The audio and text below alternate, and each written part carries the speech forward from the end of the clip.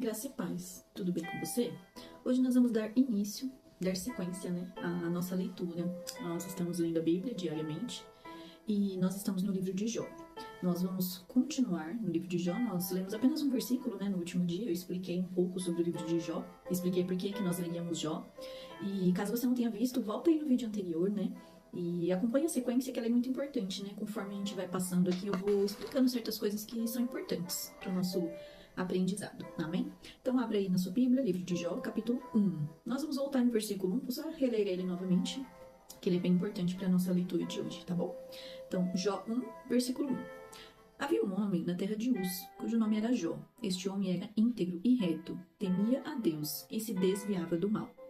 Nasceram-lhe 7 filhos e 3 filhas. Tinha 7.000 ovelhas, 3.000 camelos, 500 juntas de bois e 500 jumentas. Também tinha muitíssima gente a seu serviço, de maneira que este homem era o maior de todos os do Oriente. Os filhos dele iam às casas uns dos outros e faziam banquetes, cada um por sua vez, e mandavam convidar as suas 3 irmãs a comerem e beberem com eles.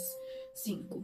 Quando se encerrava um ciclo de banquetes, Jó chamava os seus filhos e os santificava. Levantava-se de madrugada e oferecia holocausto segundo o número de todos eles, pois Jó pensava assim: talvez meus filhos tenham pecado e blasfemado contra Deus em seu coração. Jó fazia isso continuamente. Nós vamos ler até aqui hoje, amém? Jó, nós lemos um pouco aí no último vídeo, né, sobre a história dele, sobre o que fala aí a história mesmo do que se passa na vida de Jó, né? E Jó era íntegro, reto, temia Deus e se desviava do mal. O autor do livro de Jó é desconhecido, não se tem uma certeza quem escreveu Jó.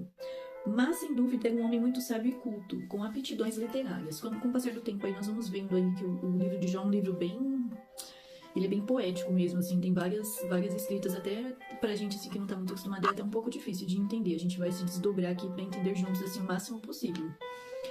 Talvez o relato tenha sido escrito pelo próprio Jó, depois de sua restauração. Nós vamos ver aqui, né, tudo que ele vai perder, tudo que ele vai conquistar novamente, não pode ser que tenha sido ele mesmo. Outros autores que são sugeridos são Moisés, Salomão, Ezequias, Isaías, Esdras e Eliú. Isso está na fonte da Bíblia da Mulher da Sociedade Bíblica do Brasil, tá? Então podem ser que sejam esses, nós não temos um autor certo. Ao contrário de outros patriarcas, quem são os patriarcas? Aqueles homens antigos que fundamentaram nossa fé, Abraão, Isaac e Jacó. Ao contrário de outros patriarcas, apesar de acreditar-se que Jó viveu ali próximo à mesma época de Abrão, por inúmeros estudos, ele não é apresentado com uma genealogia. Então a gente não vê genealogia na linhagem de Jó. Diferente dos outros que nós lemos lá em Gênesis, né? Nós passamos pela genealogia de Adão, depois de Noé, chegou de Adão até Noé, né? Depois dos filhos de Noé. E aqui nós não vemos genealogia. Porém, tudo indica que ele viveu naquela época. Jó viveu possivelmente, né, na época de Abrão, né, sua história de interesse universal, pois Jó representa todos os justos que sofrem. Talvez aqui no começo vocês não entendam muito bem, né, mas acho que a maioria das pessoas conhece um pouco da história de Jó, né, tudo que ele perdeu, tudo que ele reconquistou depois. Então, por isso, ele é um justo que sofreu, né. Jó reconhece os seus pecados e afirma não ser perfeito, porém ele é caracterizado como sincero. Então a Bíblia fala que ele é íntegro, e em outras traduções fala sincero. E reto, ele é justo em seu modo de viver. Ele tem muitos filhos, e especialmente homens naquela época, era um sinal de bênção divina. As filhas também eram um sinal de prosperidade. As filhas dificilmente entram na genealogia, como eu disse, né? Às vezes só fala assim, teve muitos filhos e filhas, aí as filhas entram só ali. Ou às vezes elas nem aparecem, mas os antigos tiveram muitas filhas também, porém, na genealogia não são encaixadas ali. A riqueza de Jó e dos patriarcas, Abrão, Isaac e Jacó, não era medida em dinheiro, propriedades ou terras, mas na quantidade de gado que eles tinham. Então eles eram muito ricos porque tinham muito gado, ou eram pouco ricos porque tinham poucos gados. Era dessa maneira que eles contavam. A prosperidade e a paz eram consideradas sinais do favor de Deus. Então quando uma pessoa era próspera e vivia em paz ali tranquilamente, era como se ela fosse abençoada por Deus. Enquanto a pobreza e a calamidade representavam um castigo de Deus. Então uma pessoa que tinha poucas coisas ou que era pobre era como se ela tivesse sido castigada. Essa tradição tem suas origens na promessa de Deus de abençoar a obediência e amaldiçoar a desobediência. Mesmo que muitas vezes Deus faça as pessoas prosperarem, a obediência não produz necessariamente riquezas. Assim como nem sempre a escassez indica perversidade. Então não é porque uma pessoa é obediente que ela vai se tornar rica. né? E não é porque ela está passando uma situação difícil que ela está vivendo no pecado, né? Então, há controvérsias, não é exatamente assim literal, né?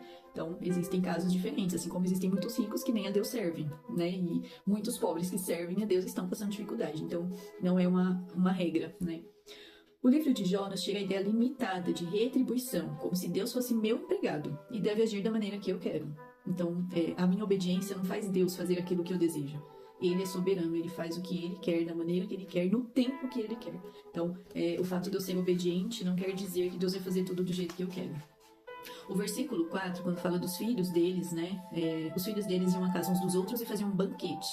Cada um por sua vez mandavam convidar suas irmãs para comerem e beberem com eles.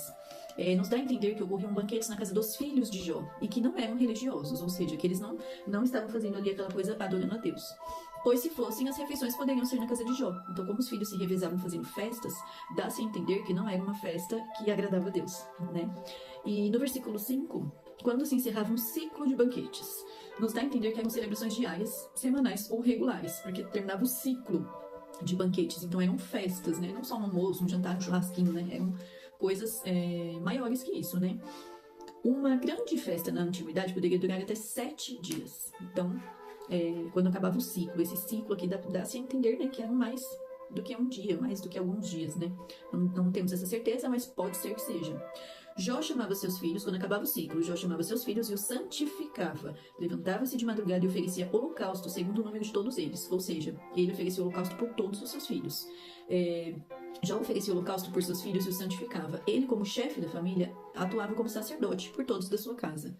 Antes do sistema sacrificial dos sacrifícios ter sido estabelecido na lei de Moisés, o chefe da família podia assumir esse imposto e oferecer holocausto. Então, Jó aqui, por isso que esse é um dos motivos, né, que acredita-se que Jó viveu lá naquela época de Abrão, porque são muitos apontamentos, né? Um deles é esse. Se Jó tivesse vindo pós, né, a lei mosaica, ele não poderia oferecer sacrifício pelos seus filhos, ele teria que levá-los ao templo, levar o sacrifício ao templo, o sacerdote fazer isso, seria de outra forma. Como ele oferece esses sacrifícios, acredita-se que ele viveu naquela época, porque ele poderia fazer isso. Ele era o chefe da família, ele poderia oferecer esse sacrifício. E aí algo aqui que deixa assim a gente pensando, né? Pois Jó pensava assim, ele oferecia sacrifícios porque ele pensava assim, talvez os meus filhos tenham pecado e blasfemado contra Deus em seu coração. Então Jó oferecia sacrifícios por pensar que talvez nessas festas os filhos poderiam ter feito algo que desagradasse a Deus. Que tremendo, né? Ele pensar isso e oferecer holocaustos pelos seus filhos. Ou seja, voltando lá em cima, Jó era íntegro, reto, temia a Deus e se desviava do mal. Se ele pensava que os seus filhos poderiam ter pecado contra Deus, então possivelmente dá-se a entender mais ainda que essas festas não agradavam a Deus. Porque ele já oferecia holocausto sempre que terminava o ciclo de banquetes. Fica bem claro isso aqui pra gente, né? Jó fazia isso continuamente, ou seja, Jó era um verdadeiro intercessor pelos seus filhos, em outras palavras. Ele estava ali sempre cobrindo eles de oração para que o pecado deles fosse perdoado, como se fosse isso mais ou menos, né? Então, talvez os meus filhos tenham pecado e blasfemado contra Deus em seu coração. É como se Jó estivesse ali orando, intercedendo pelos seus filhos, né? Nos dias de hoje. E aí fica uma reflexão aqui para nós, né? Diante desse texto, Jó era um homem próspero, um homem que tinha muitas riquezas, tinha 10 filhos, o que na época era um sinal de prosperidade, né? Ele ter muitos filhos era uma coisa muito boa. Porém, esses filhos faziam, possivelmente, né? Nós não temos essa clareza aqui no texto, mas dá-se a entender que eles agiam conforme aquilo que eles queriam fazer, né? E não dá-se a entender que eles eram servos, né? Assim como seu pai, reto, íntegro, e que se desviava do mal. Temia Deus e se desviava do mal.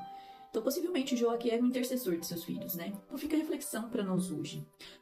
Quanto tempo nós temos dedicado para ensinar os caminhos do Senhor aos nossos filhos? Né? Porque eu acho que é melhor você ensinar do que você depois ter que orar pedindo perdão a Deus pelos pecados que ele cometeu, né? Dá menos trabalho, né? Digamos assim. O que você tem sacrificado pelos seus filhos? Eu tenho comprado tudo que ele quer. Eu tenho... sei lá, eu tenho levado ele para passear em grandes lugares. Mas e o legado? E a palavra do Senhor? Você tem se dedicado a isso? Porque não tem idade, né? Meu filho é muito novo, não tem idade. Você pode começar implantando isso desde criança, muito nova, assim, de forma mais lúdica, mas é possível, né? E deixa aqui um recado aos pais, aqueles que tiverem dificuldade, pode me chamar que no que eu puder eu ajudo. Os filhos são herança do Senhor. E nós temos que implantar coisas boas nos nossos filhos. Eles serão o futuro dessa geração. Qual é o futuro que você tem planejado para o seu filho? De ser um grande empresário? De ser um youtuber? De ser um grande homem de negócio? Uma grande mulher de negócio? Mas e a palavra do Senhor? O que você tem feito a respeito disso? Quanto tempo você tem investido para deixar os seus filhos alinhados com o Senhor? É o que eu volto a dizer. É mais fácil ensinar do que depois ter que oferecer sacrifícios. Hoje não oferecemos sacrifícios, mas hoje oramos, né? Pedimos perdão, sabe? O seu filho pode estar dentro da sua casa e se perdendo em coisas que você está vendo, sabe? É muito sério isso. A responsabilidade de um pai, de uma mãe, é algo que é muito grandiosa. Que nós possamos hoje endireitar nossos caminhos, endireitar a nossa conduta e buscar o que é melhor para os nossos filhos diante da palavra do Senhor. Que o Senhor possa tocar no seu coração nesse dia, através dessa mensagem, e que você recalcule aí a rota, endireite as coisas, dedique mais tempo para ensinar o caminho do Senhor aos seus filhos. Não espere isso de outra pessoa, não espere isso de igreja, não espere isso do seu pastor, do seu líder aí, de que for de outra religião, enfim. Esse é o seu papel. Você é a pessoa que tem que ensinar o caminho do Senhor aos seus filhos. Jó pedia perdão pelo erro que os filhos possivelmente tenham cometido. Que nós possamos ensinar eles a tentar, pelo menos, né? Porque nós somos pecadores, mas a tentar diminuir esses erros. Que possamos ter corações, formar nele corações ensináveis e que eles venham temer ao Senhor. Que o Senhor te abençoe, que nós tenhamos um dia guardado e protegido pelo Senhor, em nome de Jesus. Deus abençoe e até o próximo.